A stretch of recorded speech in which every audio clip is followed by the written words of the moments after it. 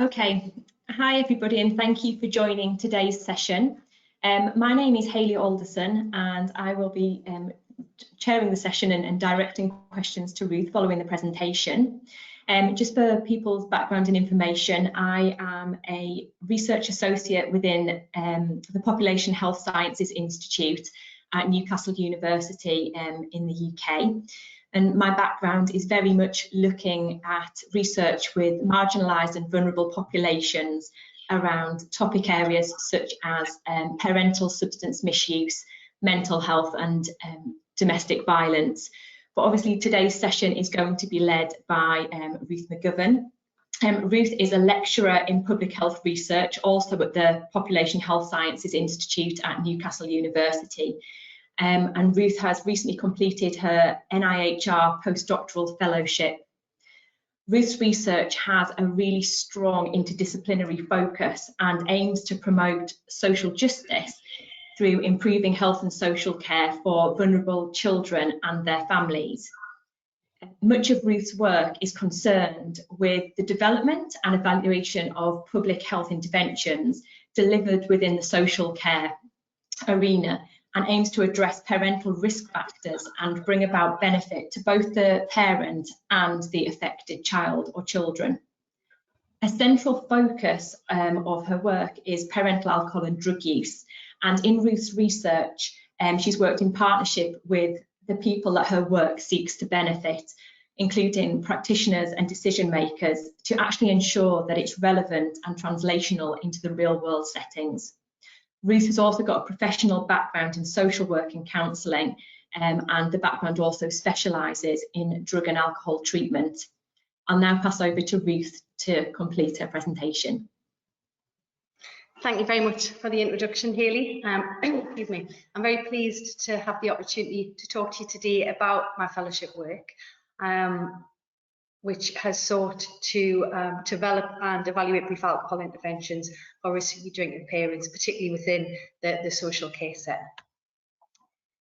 In the UK, around 25% of the adult population are risky drinkers, and we know that risky drinking has a harmful impact upon the individual drinker, and as such is a substantial public health concern.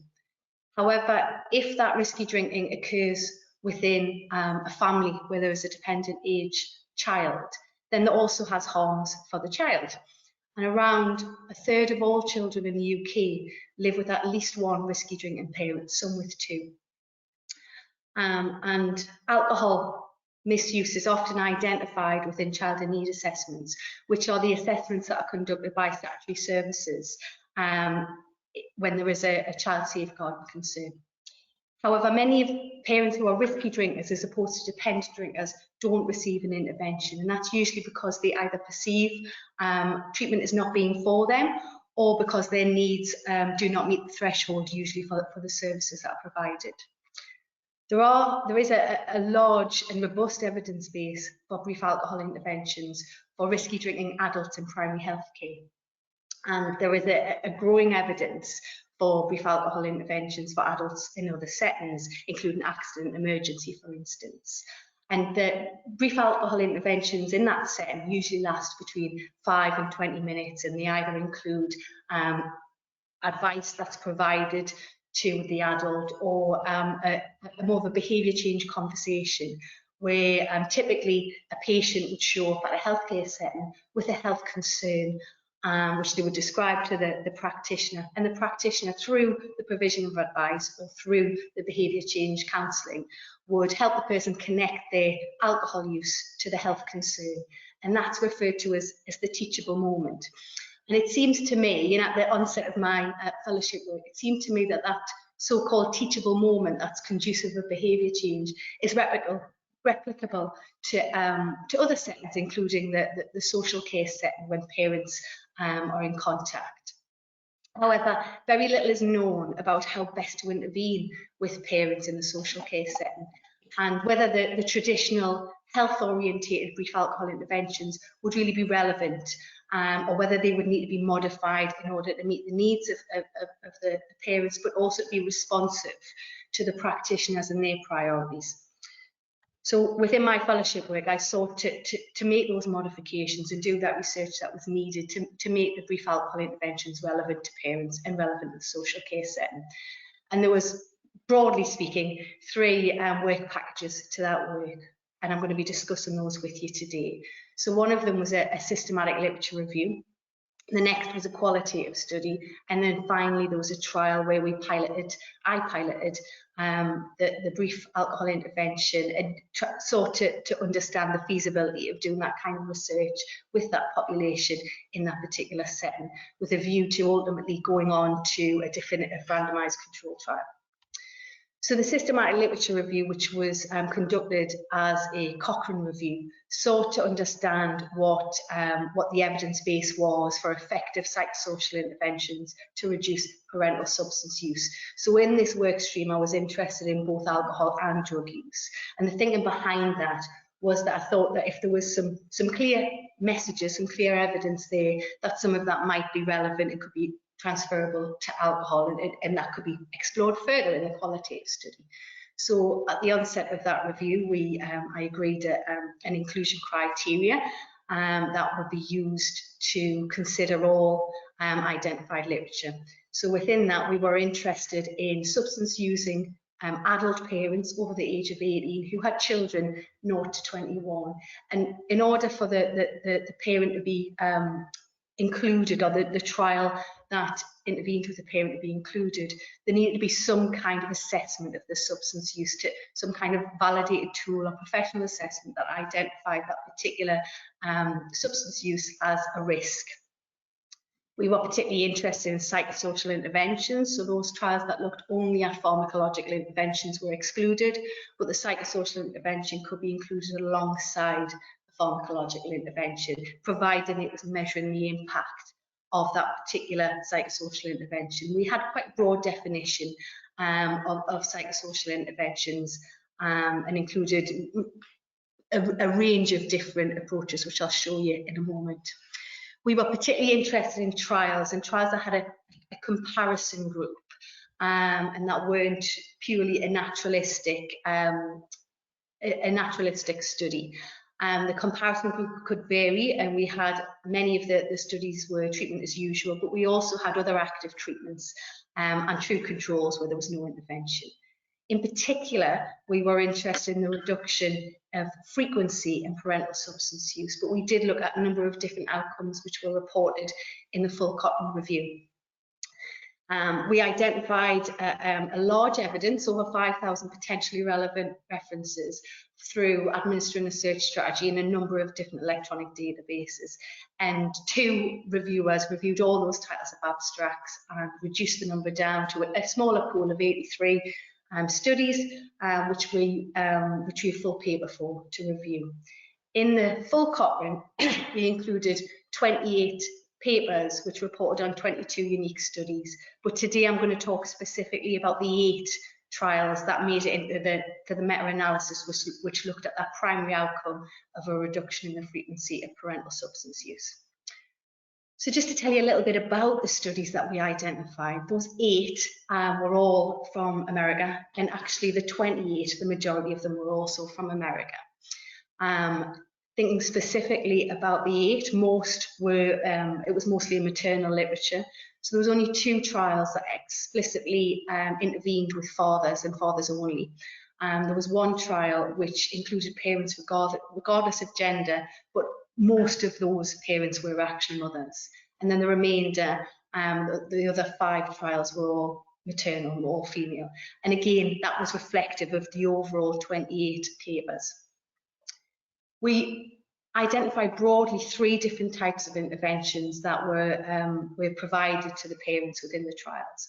One of those interventions was substance focused. So this was essentially traditional drug and alcohol treatment, but it'd been modified slightly for a parent population, and that would often include something like it being within their own home, there might be some childcare provided, or there may be some assertive case management, but it was focused specifically on the substance use of the parent.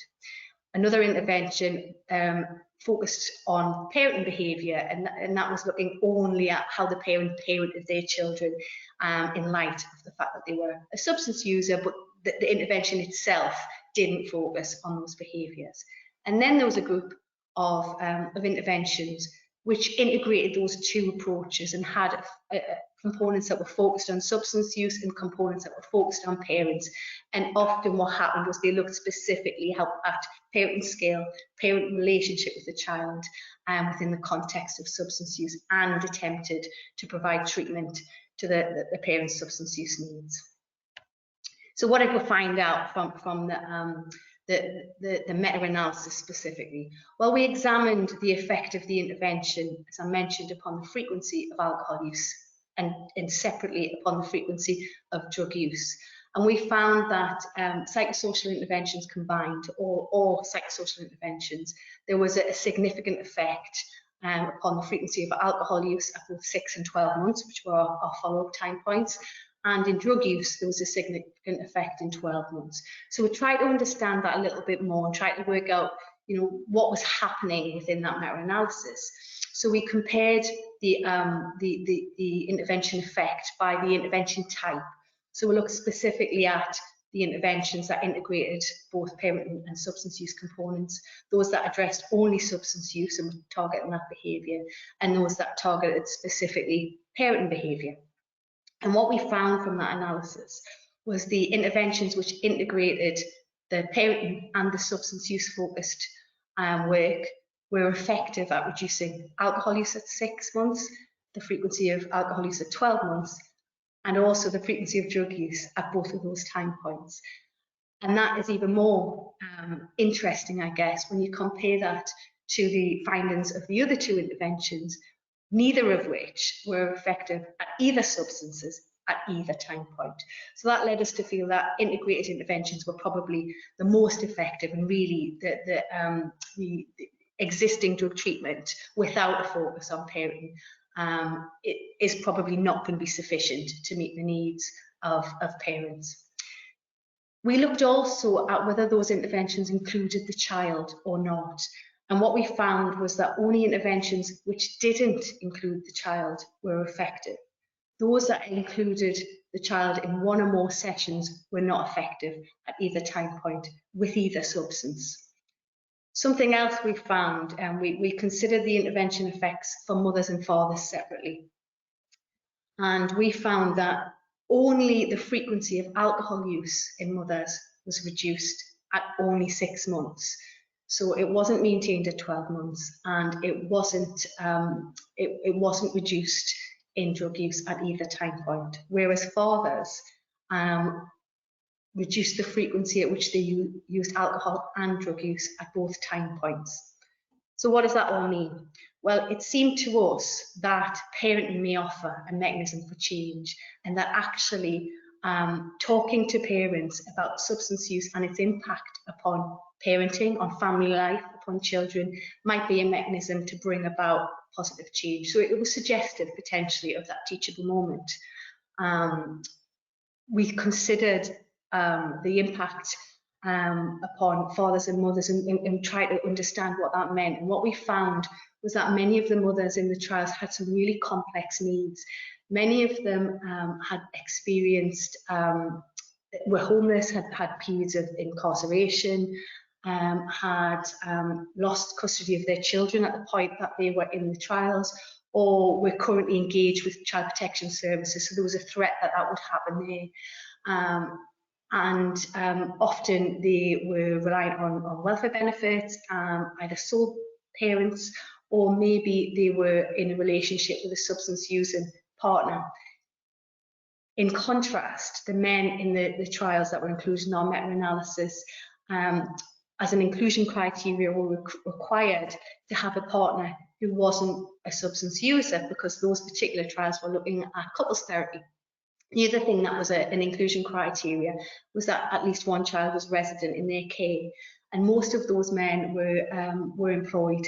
So yeah, there was some evidence that the mothers in the trials may have accrued what we would refer to as negative recovery capital, things that might make it much harder for them to overcome the substance use, and really maybe they required more than what the interventions were providing. And the other thing that we considered about mothers versus fathers was their the emphasis upon mothers as parents within society, and how they may experience greater stigma than fathers for their substance use. So that really made us consider the need to balance out the shame that they may experience, mothers may experience, from being a parent who uses substances, against the potential for considering the impact of alcohol or drug use upon the child as being an opportunity to develop motivation.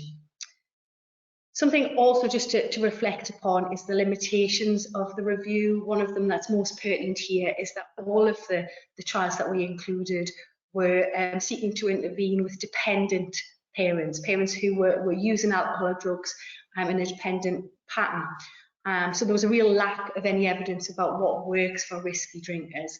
So we really needed to use Work Package 2, the qualitative study, in order to examine what might be the needs of that population, how we might take the learning from the systematic literature review into that particular population. So I conducted 22 interviews with parents who are in contact with children's social care in the northeast of England. And I was really careful to recruit fathers as well as mothers, and managed to get a reasonable split in certain variations, that sampling code, in accordance to which part of the children's social care system the families were involved in. Because in the UK we have an early preventative part of the system which works with families who have not yet met the threshold for statutory safeguarding intervention. And we also recruited from those that were involved in statutory services.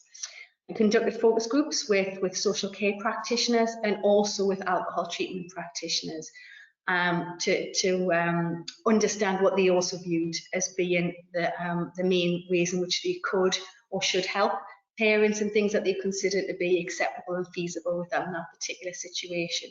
And what was really interesting was the difference, I guess, in the professional groups in terms of who they thought was the most important and most appropriate to be providing support to the parents around alcohol. Because often when we spoke to practitioners who were involved in the social care setting, they talked to us about how difficult they found it to ask parents about alcohol, how they found it to be a very sensitive subject and great care needed to be taken when asking about it. And actually what that meant was often those practitioners didn't feel able to ask questions and tended to rely on observable signs before asking. And they felt that some kind of routine or structure to the conversations might be helpful in bringing about their ability to ask questions. When we talked to alcohol providers, however, they tended to tell us how important it was that parents weren't just sent to their services for any type of alcohol help. And they felt that many of the parents that came to their services, particularly from social care, were parents who could be better supported elsewhere. Interestingly, parents told us something different. They actually thought social care practitioners were legitimate. So the fears that the practitioners in social care had were not warranted from a parent point of view. They thought it was entirely legitimate for the social care practitioner to ask them about their alcohol use. And often, I guess the bit that was interesting was that many of the parents told us that their social care practitioner hadn't asked them about their alcohol use and really wished that had of. And I guess part of the reason why they thought that they would have liked the practitioner to ask them about their alcohol use was because it actually often demonstrated the concern for the parent and for the family, and they thought that that was important. But also they thought that the relationship they had with that social care practitioner was far more conducive of the conversation, and they felt that actually if it was that person who they already knew and who often they respected and valued their opinion of, that they would be more likely to be willing to talk about it. And if they didn't do that, actually there was some time when there was evidence within the parents that we spoke to that the absence of that question had a detrimental effect on the relationship, because they felt that that person hadn't shown care, that had just sent them somewhere else, that wasn't really interested in exploring it with them, and that actually reduced the quality of the relationship they had. So conversely, having those conversations, instead of putting the relationship in jeopardy, which was what some of the practitioners told us they were concerned about, might actually improve the quality of the relationship and potentially even help other aspects of the work that we're doing together. So when we asked about how the conversations should go, what would be helpful, one of the things that came up was the brevity in which the brief interventions could be. And they didn't have to be really extensive, detailed conversations. And in fact, one mother spoke to me about a very brief comment that her social care practitioner had made. She was walking up the garden path, looked at her recycling bin and went, "Ee, have you been having a party?" And it was just it was the relationship again, the fact that this particular mother respected this particular practitioner's view and thought, if you think that that's maybe a problem, then maybe it is, and maybe I really need to reflect upon that. And that was sufficient for that particular mother to begin her efforts to reduce her drinking. And at the point in which I interviewed her, she'd gone from a harmful level of alcohol to not drinking at all at that point. A short period of time later. The other thing was the importance of really tailoring it to the individual so that they can understand it, but also that they could relate to it. So the importance of not giving information that seems to be either too extreme or not reflective of the pattern of drinking that person would have, and really make it relevant to them. The other thing, which I guess connects nicely with the findings of the systematic literature review, was the importance about making this about the family and introducing the virtual voice of the child. So instead of having the child present, which obviously, as we found in the systematic literature review, might not be helpful for parents, then actually just making sure that the parent is able to consider it from the child's point of view might be helpful, and really be quite motivational in terms of thinking about how they might want to make a change. The other thing that came out of the qualitative interviews was really the importance of the approach that the practitioner took. And I guess, again, this is reminiscent of the findings of the systematic literature review, where it was very important to balance out the motivational potential of talking about the impact on the children against making the parent feel like they're being judged or that they're being overly criticised. So there was a real need to recognise the things that the parent was doing right and not just focus upon the negative. So we made effort to consider how to introduce a strengths-based approach here, so that parents might feel able and safe to consider the drink in the presence of the practitioner.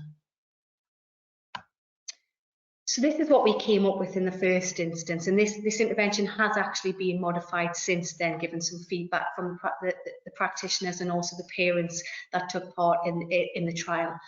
And what this was it was an A3 sheet of paper, which when we were allowed to sit in a room with somebody, the idea was the practitioner would have the sheet in between themselves and the parent, and they would talk through the sheet and have a conversation. But it introduced a structure that we hoped made the practitioners feel able to confidently consider alcohol with the parent. And on the first side of the sheet, you may be able to see that there's some information relating to the risks, and the risks, for the different people and different aspects of family life.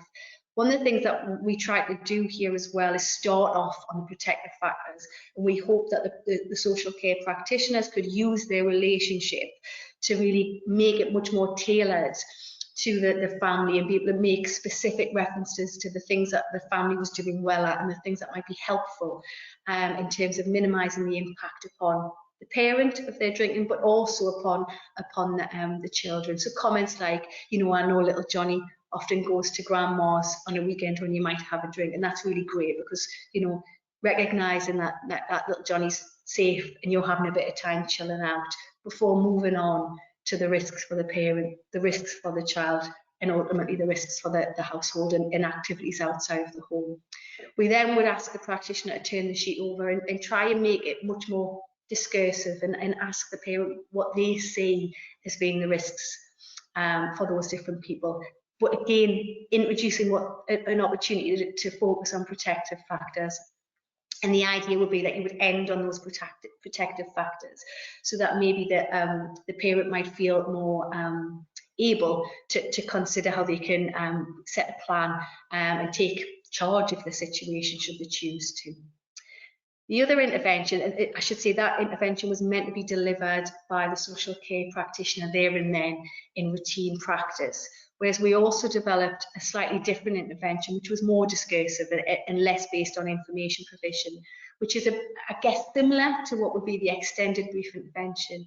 And the idea would be that the parent will be referred into an alcohol treatment service, and that the alcohol treatment service would do something that is briefer than what their usual treatment was, and they would do a one-off session with an invitation for a follow-up review or booster session, and talk around family-orientated information and family-orientated impacts in order to bring that parent focus and substance use focus together in a conversation. So after developing those interventions, we then commenced on a pilot feasibility trial. And the pilot feasibility trial was trying to investigate whether it was possible to recruit and retain risky drinking parents who are involved in children's social care into an RCT, into a randomised control trial, with a view to informing future protocol for that. So it's much more focused on the actual research aspects of it and less about the outcomes, and that's what I'll present on a bit today. The trial hasn't quite finished, so I haven't got the full results, but I'll tell you where we're up to. So our target was to recruit 60 parents per arm, and that was based on a number of different assumptions about how many parents we might retain, because in a pilot feasibility trial it's usual to try and retain 35 per arm by 12-month follow-up. And we set at the onset of a priori, we agreed some stop-start criteria, things that would tell us that this trial was feasible. And one of the things was that we thought it was important that we would recruit 60% of all eligible parents, because anything less than that would suggest an unacceptable level of parents didn't think it was okay to be invited to take part in this particular trial, and that there was some reluctance at the parent level. We also thought that about 60% of the parents, the people who did participate in the trial, would need to accept and attend the intervention session for that to be a feasible inclusion in a future trial, and then ultimately the 60% retained a 12-month follow-up. So this is how we did. We started off, our original strategy was to invite parents who are involved in children's social care into the trial via their social care practitioner.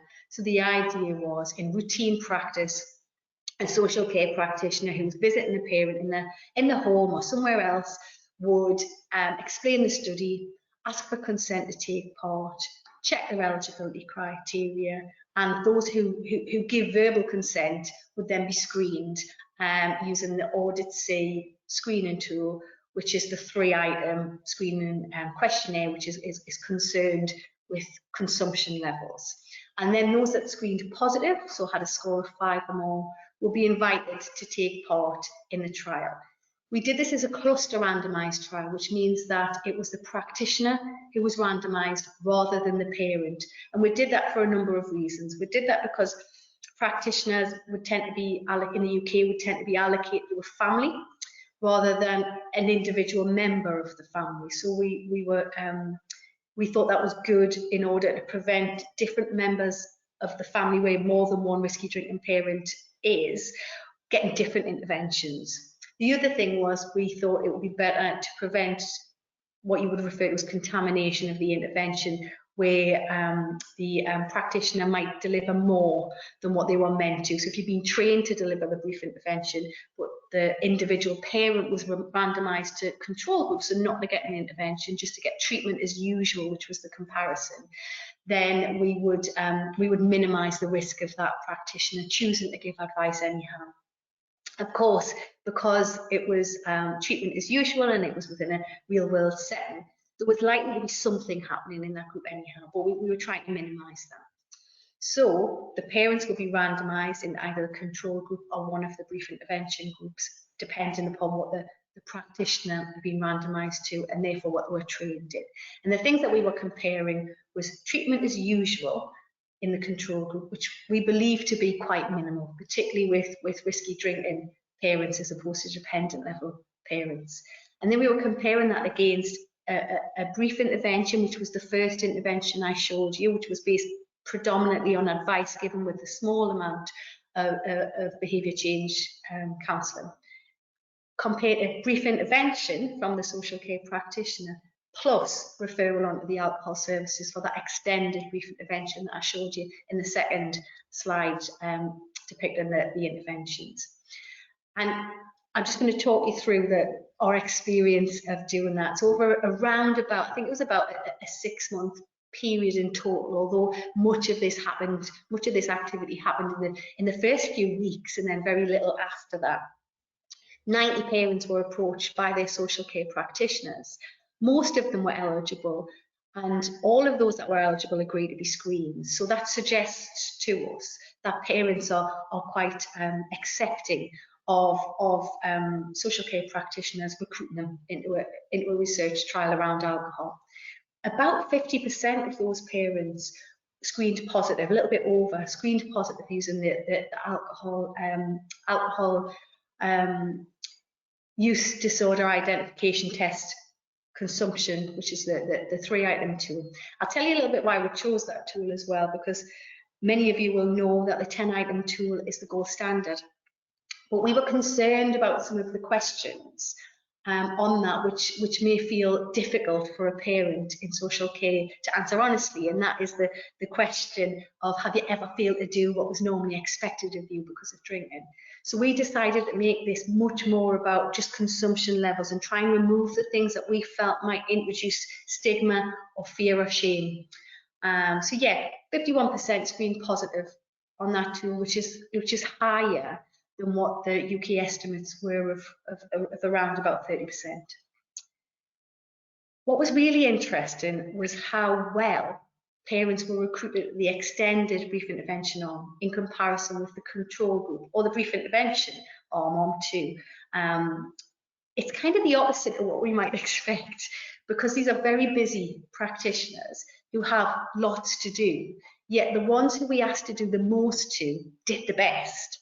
And if we did this in health, where again they're very busy and there's lots of things happening, we would often expect to see the control group, who have very little to do, doing best. And I guess something to reflect on about that, and some of the things that we've spent quite a bit of time trying to understand and talk about, is that in the UK, social care isn't often a site for research.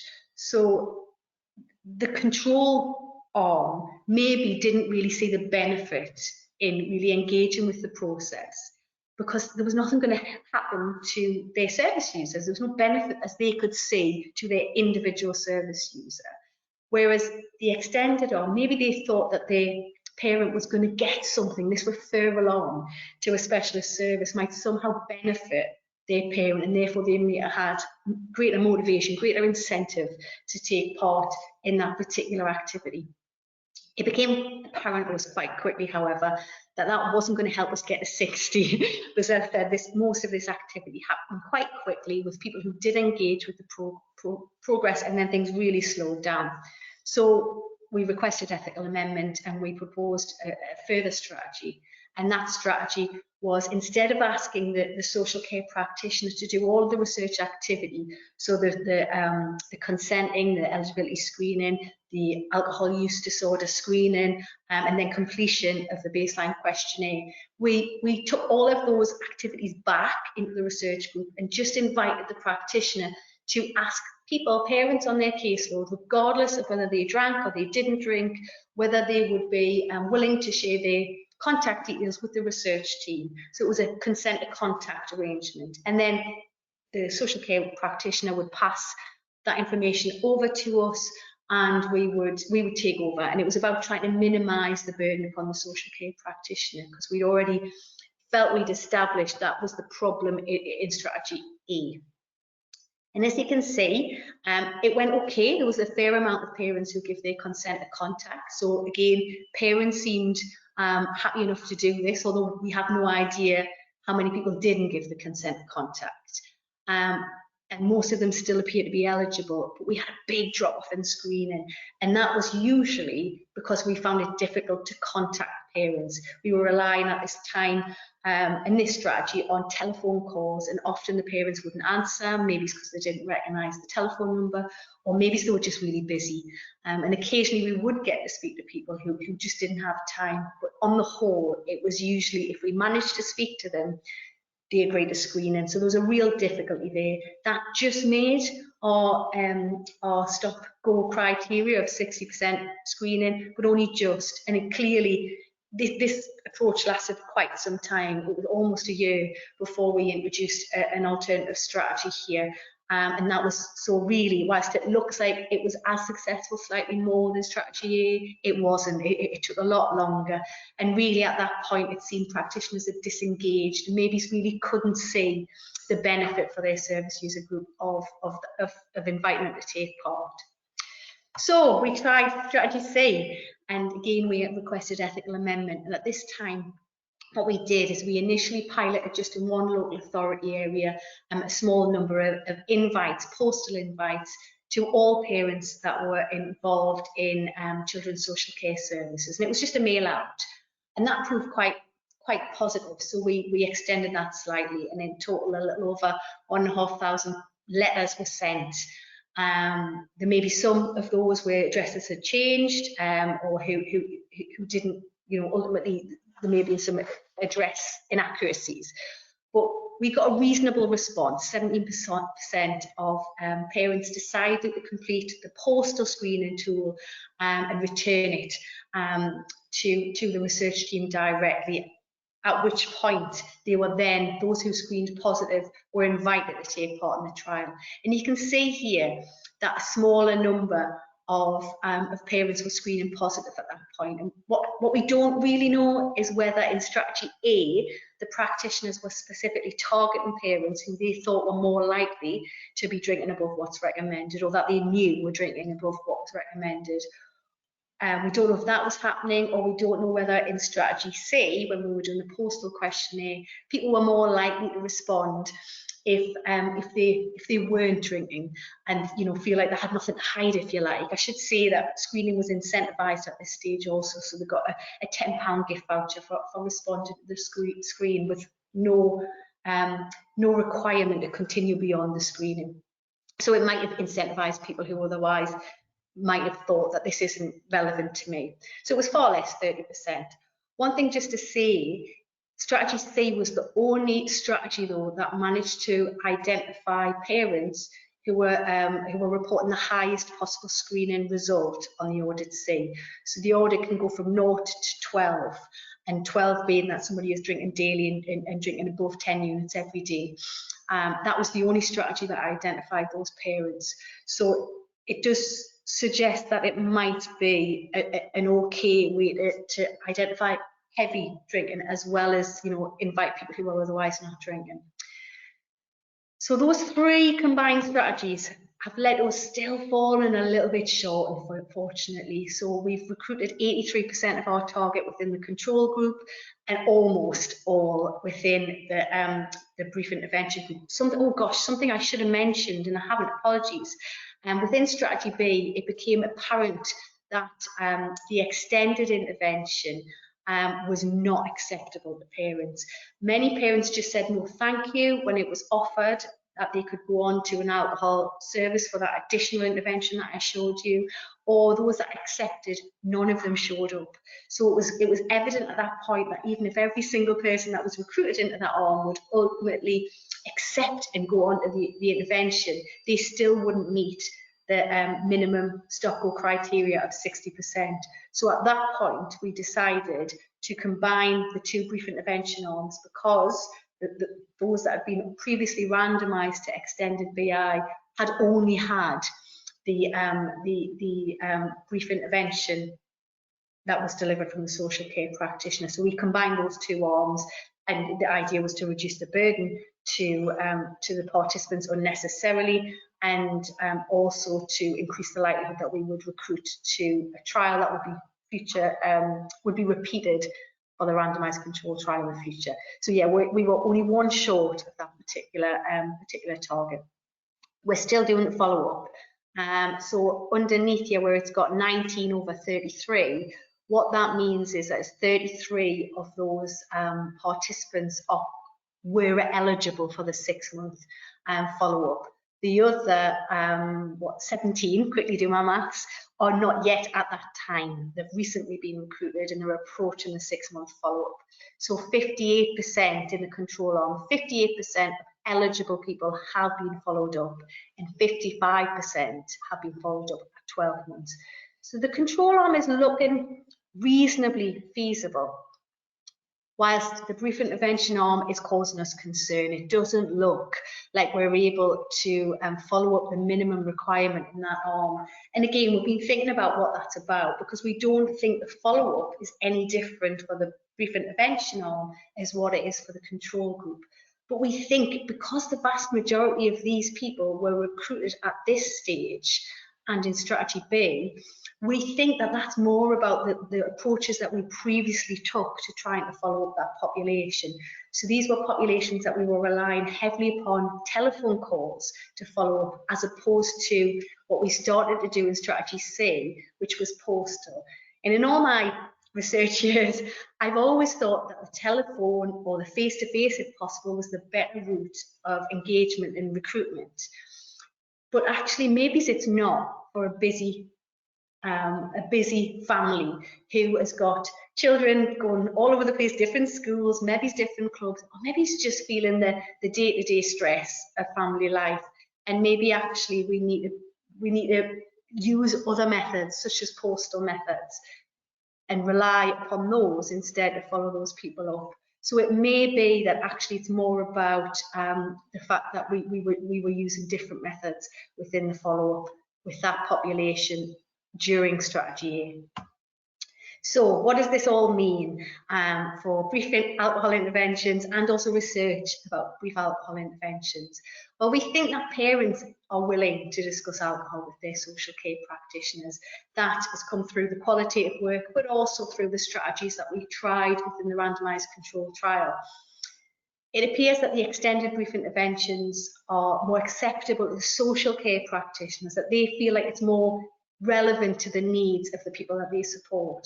But actually, that can't be through referral onto somewhere else, because the parents don't attend, they don't accept it. It needs to be delivered opportunistically. So really, if it's going to be a situation where we're doing more with those parents than a minimal brief intervention, it probably needs to be the social care practitioner who's doing that. And maybe if we train those social care practitioners to feel more confident and competent in delivering those brief alcohol interventions, then they might be more likely to engage with that.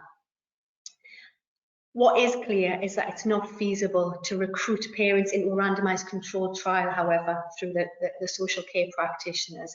That was evident in both strategy A and strategy B, but it might be feasible to recruit and retain parents through the postal questionnaire route. The difficulty with that is about the question about whether we think we need to do something based on efficacy of brief interventions or do some kind of real world evaluation, because actually, if we take all of those tasks away from social care practitioners and do it as researchers, then we don't have the relationship with the parent that the parents have told us is really important to this. It's not necessarily either going to translate into the social care setting, into the real world setting later on. So we can do it, but it's about whether that's going to be helpful to the parent and ultimately to the practice of the people that we're hoping to do it with in the future.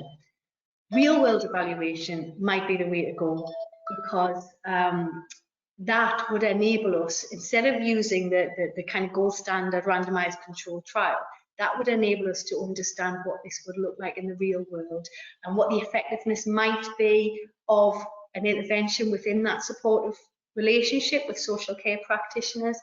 And actually, the real world evaluation is something that I am currently doing with a local authority in the southeast of England, because they chose to implement the brief alcohol intervention that I developed. However, a slightly modified version, which actually combines the extended intervention with the more advice-orientated brief intervention that I showed you, because the feedback we got from parents and practitioners who took part in the initial trial was really that advice didn't feel relevant, and it felt like it was somebody else's situation and somebody else's drinking pattern that would lead to those risks.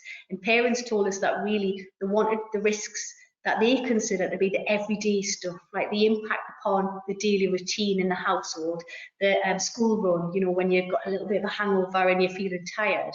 So we've combined those two interventions to make it much more discursive, but orientated it more towards the social care practitioner delivering it, and stripped out all of those research tasks which seem to somehow get in the way in a social care setting. And we're trying to understand now the experiences of those social care practitioners from delivering the brief alcohol intervention in their routine practice, rather than introducing the randomisation and the baseline and follow-up questionnaires that were proven difficult in that setting. So thank you very much for the attention, whilst I talk through those 3 work packages that made up most of my fellowship work. And I'd be very happy to answer any questions that you may have. I wonder if I stop screening. I stopped sharing my screen at this point. Thank you, Ruth. I've just had a couple of comments there about thanks for a very informative and educational session. So there are a couple of questions that are up at the moment. One of which says that you mentioned that mothers had a variety of different needs. Please, can you tell us more about the complex needs that were reported by parents? Yeah, I mean, that was within the systematic literature review as opposed to the qualitative work. And the problem with that is that you're always reliant upon what the paper reports. And of course, the men in the trials that were addressing fathers' needs may well have had additional needs, and it just might be that that paper didn't report on it. But in the trials that were included in the meta-analysis that were focused on mothers, there was often experiences of childhood adversity. So many of those women had experienced abuse as a child. Maybe some of them had been in the care system themselves as children, often trauma. And it may well be that interventions that are targeting mothers need to take into consideration some of that adversity and maybe some of the trauma, and maybe be trauma informed in their approach instead of just focusing on the presenting issues as they are. Another question was, will the presentation and the link to the systematic review you were talking about be made available following the session? Yes, I'm sure it will. So I'll ask Olivia and colleagues if they can do that. The systematic literature review is freely available, so it'd be great if we can share the link. But you can access that through the Cochrane database of systematic literature reviews, and that will include the findings that are presented on today, as well as the findings or secondary outcomes of interest which we weren't able to conduct meta-analysis on. They were narratively synthesized within the full review, so you will be able to access that, I guess, by typing in a few key terms, including my name, but hopefully we can share the link also to make that a little bit easier for you. Thanks, Ruth. Regarding the brief intervention and the tool that you showed, how prescriptive is the format of that brief intervention, and how do you envisage it being used, or how was it used in practice? And that's a great question. I think I started off this journey thinking it needed to be quite structured, and it needed to give a script rather than a prescription, if you like, for practitioners who might feel a little bit nervous about having those conversations with parents about alcohol. And I feel very differently about that now than what I did at the beginning. The other thing about when we were developing it and trying to do a trial is there needs to be a certain level of standardization in order for you to be able to measure whether the intervention is having the effect or otherwise. In that real world evaluation that I mentioned at the end, we are letting go of the script altogether, and it's much more about, here is a structure that you may choose to use. And increasingly, what I'm aware of through talking to the practitioners is they are using it in quite different ways, and often what they're doing is they're using it as a tool, I guess, to have conversations with families that they may touch on, come back to later. Maybe he's not doing it, you know, in one session, maybe he's kind of come back to it again later on. And, you know, it needs to work and it needs to fit in with the practitioner's practice. So it's really interesting to hear about the practitioner's experience of doing so. I think my thinking now is it doesn't need to be prescriptive. It needs to be in a way that the practitioner themselves feel comfortable with talking through it. And I think as long as it covers those main principles of making sure that the parent doesn't feel judged, making sure that the parent feels safe to talk about these things, and trying to help the parent consider the protective and the risk factors that are within their situation, linked to alcohol, linked to the family routine, and tailoring it to them. That's the important thing, I think. Thank you. Another question, Ruth, is what do you think the best strategy is to apply to heavy drinking parents on childcare? Obviously, there's an awareness that heavy drinking may promote poor parental care, and how would you, what's the best strategy to address that? It's the same I think it's the same strategy. I think if you're approaching a family by recognising the risk, but trying to explore that with a parent in a way that feels, you know, least threatening as possible, that's going to be helpful. Clearly, if there are real safeguarding risks, then safeguarding procedures need to be followed. But I think that the supportive nature of conversations is generally more helpful than very challenging ones. Great. That's the questions that are there, Ruth, but obviously I've got another one if you don't mind me asking it. Absolutely. Thanks. What I was interested in is when you've made reference to substance misusing parents, did that include, or parents, I suppose this is in the review, did this include misuse of prescribed drugs as well as illicit drugs? From memory, I think it was part of it, but what we really focused on was what the primary substance of use was, and that's how we decided whether it was a population, and also what the outcomes were measuring, whether it was a kind of drug population or alcohol, and if it was drugs, what was the drugs.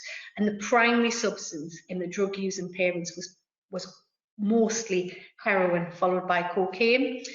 From memory, the participant characteristics of some of the trials included misuse of prescribed medication, but there was no trials that specifically looked at that as the primary substance of interest. Okay, thank you. So another question that's just come in, Ruth. Due to children being affected by their parents drinking, are there similar programmes available for those children? Yeah, I mean, it's a really important point. There is lots of research getting done into how to either promote resilience or to help children overcome some of the experiences that they've had in relation to parental substance use. My own PhD student is co-producing an intervention to promote social and emotional resilience in children who are impacted from parental alcohol and drug use, and doing some really great work in that area, as have others. So yeah, I think that there is stuff out there. My own feeling is that that's really important work to do. But if you can prevent the children from being affected in the first place by working with the parent, then what you have is a situation that the parent's needs are supported and the child aren't exposed in the first place, or if they are, they're not exposed in a way that is at harmful levels. Because children shouldn't have to be resilient, I guess. But you know, for many, the situation is that they are exposed, or while the parent is trying to make those positive changes that we're trying to intervene with, then there is a period of time where they are impacted by that, and that kind of work is really important in those situations. Could you tell me a little bit more, Ruth, about what patient and public involvement took part, if any, when developing the brief intervention to ensure that the content was acceptable to parents? Yeah, so I mean, parents were involved in a couple of different ways. They were obviously involved as participants, which is not the same as PPI. So I was very much trying to listen to the voice of the parents as well as the practitioners. But there was a number of parents who I regularly took the information to and explored the findings with to check my interpretation and to ask whether they thought that was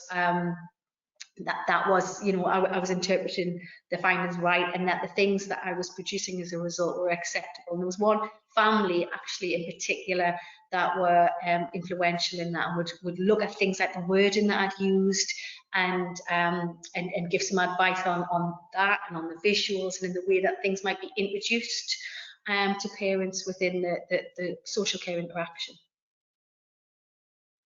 And this is final question. This is from me. Practitioners mentioned observable signs that they would be looking for with parents. Did they elaborate on what signs and symptoms they would actually be looking for? Yeah, this was typically things like being under the influence of alcohol, smelling of alcohol, you know, maybe, you know, empty cans or bottles, whatever, lying around. And of course, that's far more likely to help you to identify a dependent level drinker rather than somebody who's a risky drinker who might be spending prolonged periods of time not having alcohol and then drinking in a way that just increases the risks. So yeah, it was things that were probably less helpful in identifying the people that were not immediately obvious. What's really interesting, something I haven't touched on today, is I've been doing an additional piece of work linked to this.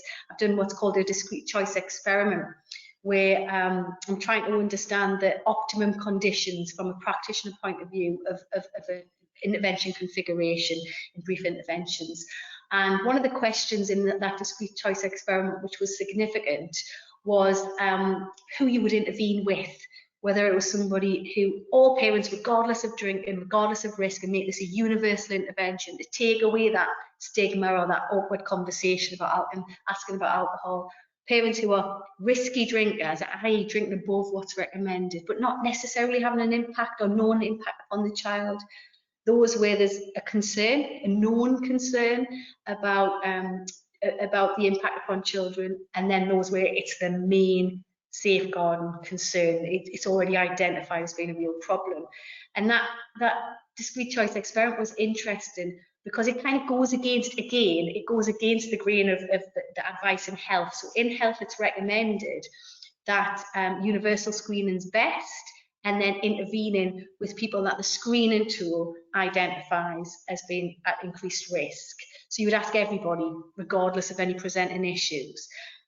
In this setting, it seems like the most acceptable approach to social care practitioners is the other way around, to ask the screening question of people who you already know is at risk. But actually, in doing so, what you're doing is you're allowing the social care practitioner to focus on the thing that is really important to them, which is the welfare of the family, rather than the health of an individual who happens to be a parent. And in that context, it seems like the screening tool is less about identifying risky drinking and identifying somebody who might need help.